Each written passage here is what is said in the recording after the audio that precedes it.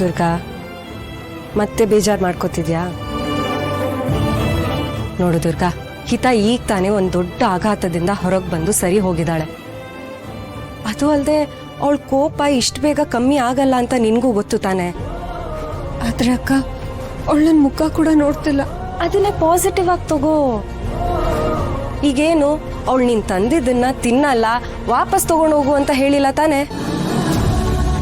ಅಲ್ಲೇ ಇಡು, ಆಮೇಲೆ ತಿಂತೀನಿ ಅಂತ ತಾನೇ ಹೇಳಿದ್ದವಳು.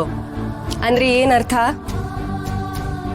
ನಿನ್ ಮೇಲಿರೋ ಕೋಪ ನಿಧಾನಕ್ಕೆ ಕಮ್ಮಿ ಆಗ್ತಿದೆ ಅಂತ. ಹಿತ ಮನ್ಸು ಸರಿ ಹೋಗ್ತಿದೆ, ಸ್ವಲ್ಪ ಅವಳಿಗೆ ಟೈಮ್ ಕೊಡು. ಇಲ್ಲ ಅಕ್ಕ, ನೀನ್ ಎಷ್ಟೇ ಸಮಾಧಾನ ಮಾಡಿದ್ರು ನನ್ ಬೇಜಾರ್ ಕಡಿಮೆ ಆಗೋದಿಲ್ಲ.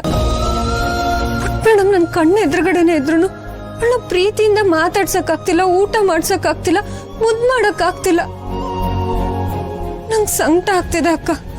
ಅವಳಿಗೆ ನನ್ ಮೇಲಿರೋ ಕೋಪ ಅದ್ ಯಾವಾಗ ಕಡಿಮೆ ಆಗುತ್ತೋ ಏನೋ. ನಾನು ಕಾಯ್ತಿದ್ದೀನಿ. ಆಗತ್ತೆ ದುರ್ಗಾ, ಆದ್ರೆ ಸಡನ್ ಆಗಿ ಆಗ್ಬೇಕು ಅಂದ್ರೆ ಆಗಲ್ಲ. ಹಿತ ಯಾವುದೇ ವಿಷಯನ ಹಿಡ್ಕೊಂಡ್ರೆ ಅಷ್ಟು ಸುಲಭವಾಗಿ ಬಿಡಲ್ಲ. ಆದ್ರೆ ಅವಳ ಕೋಪ ಅದು ಜಾಸ್ತಿ ಟೈಮ್ ಇರಲ್ಲ. ಹಿತ ಜೊತೆ ಇಷ್ಟು ದಿನ ಇದೆಯಾ, ಇದ್ ನಿನಗೆ ಗೊತ್ತಾಗಿಲ್ವಾ? ನೋಡ್ತಿರು, ಹಿತ ಅವಳಾಗವಳೆ ನಿನ್ನ ಹತ್ರ ಬಂದು ಕ್ಷಮೆ ಕೇಳ್ತಾಳೆ. ಅಲ್ಲಿವರೆಗೂ ವೇಟ್ ಮಾಡು.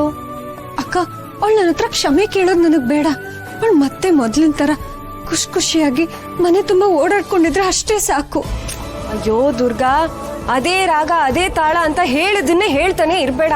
ಸ್ವಲ್ಪ ತಾಳ್ಮೆ ಇರ್ಲಿ. ಆದ್ರೂ ಅಕ್ಕ, ದುರ್ಗಾ ಪ್ಲೀಸ್, ಇನ್ನ ನಿನಗೆ ಎಕ್ಸ್ಪ್ಲನೇಷನ್ ಕೊಟ್ರೆ ನನ್ನ ತಲೆ ಹಾಳಾಗೋಗತ್ತೆ. ನಾನು ಹೊಡ್ತೀನಪ್ಪ.